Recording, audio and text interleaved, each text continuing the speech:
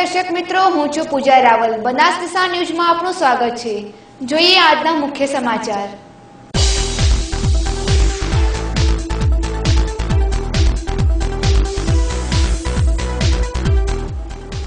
अनामत आंदोलन ने मुद्दे नवी रणनीति घड़वा पालनपुर खाते पाटीदार अनामत आंदोलन समिति की योजाई विशेष बैठक।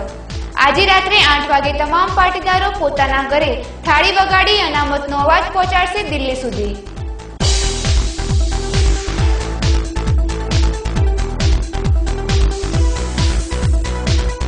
थराद में टेक्स चोरी मुद्दे वाणिज्य विभागे 5 ट्रको करे डिटेन। रूपिया 6.44 लाख नो दंड फटकारता ट्रक मालिकों में छवायो फफड़ाट।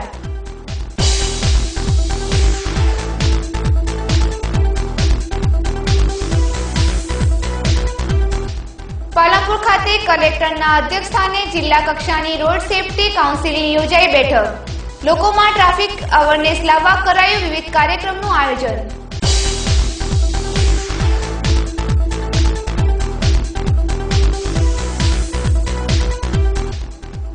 बनासकांठा जिला में धीमा पगले फूल गुलाबी ठंडी आगमन अहसास। दिवसे गर्मी और रात्रे ठंडक कारणे बेवड़ी ऋतुनो थई रह्यो छे अनुभव। જોઈએ સમાચારો વિગતવાર। અનામત આંદોલનને લઈને સમગ્ર ગુજરાત આજે ચકદોડે ચડ્યું છે। પાટીદાર સમાજ દ્વારા શરૂ કરાયેલું અનામત આંદોલન દિવસે ને દિવસે વેગ પકડતું જાય છે। ગત રોજ સાંજે પાલનપુર હાઈવે સ્થિત લીલીવાડી પાર્ટી પ્લોટ ખાતે પાલનપુર સમાજના આગેવાનો તથા યુવકોને મોટી સંખ્યામાં સભાનું આયોજન કરવામાં આવ્યું હતું। પાટીદાર અનામત આંદોલન ગ્રુપના આયોજન હેઠળ આ સભામાં પૂર્વ મંત્રી A.K. પટેલ, શિવરામભાઈ ફોસી, डायाभाई गामी सहितना आगेवानो तथा युवानो मोटी संख्या में उपस्थित रह्या हता। जेमां अनामत आंदोलन बाबते नवी रणनीति घड़वा बाबतेनी विशेष चर्चाओ करवामां आवी हती। सौ पाटीदार भाई बहनों एक थई आ आंदोलन में जोड़ाय तेवी आशा व्यक्त करवामां आवी हती।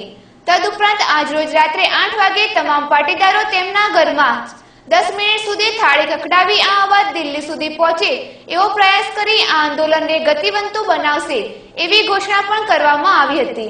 અમે પાટીદાર સમાજના દરેક ભાઈઓ અને વડીલો અમારું જે અનામત આંદોલન ચાલી રહ્યું છે અને એસપીજી જે ગ્રુપ ચાલી રહ્યું છે, અમે એક જ છીએ। અમારું આંદોલન લોબી સુધી ચાલવાનું છે। સરકાર જો સુધી અનામત મંજૂર નહીં કરે અમારું અમારું આંદોલન આગળ ચાલુ રહેવાનું જ છે અને સરકાર અમારા આગળ આંદોલન આગળ ઝૂકીને જ રહેવાની છે। એમાં બે મત નથી। એટલે હું તો એટલું જ કહું છું કે આ સરકાર કેમ અભળતી નથી। આપણે એમને જ બેહાર્યા છીએ, નરેન્દ્રભાઈને દિલ્હી આપણે જ મોકલ્યા છે, તો કેમ નથી અભળતી અનામત અમારા પટેલો માટે કેમ અભળતી નથી? એટલે અમારે તો આંદોલન લઈને જ અમે જમીશું અને કોઈ પણ ભોગે આગળ જવું પડશે તો અમે આગળ જઈશું અને એના માટે લડત લડવું પડશે તો ગોધી માર્ગે પણ અમે આગળ લડવા માટે અમે સંમત છીએ।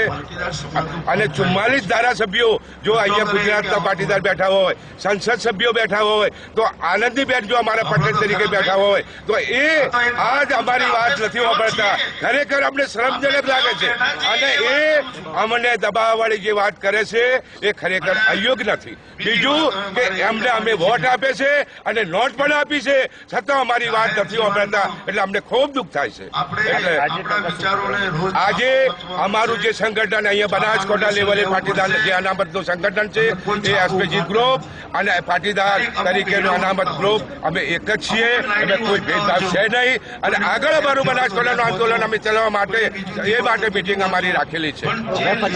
હવે પછી કઈ તારીખનો કાર્યક્રમ છે તમારો? હવે ઉપરથી જે આદેશ આવે એ પ્રમાણે અમે આગળની મિટિંગ રાખવા માટે આ મિટિંગ પાટીદાર અનામત આંદોલન સમિતિ બનાવી છે અને આવતીકાલે બધા પટેલો પોતાના ઘેર થાળી વાટકો વગાડી અને કાર્યક્રમ આપશે।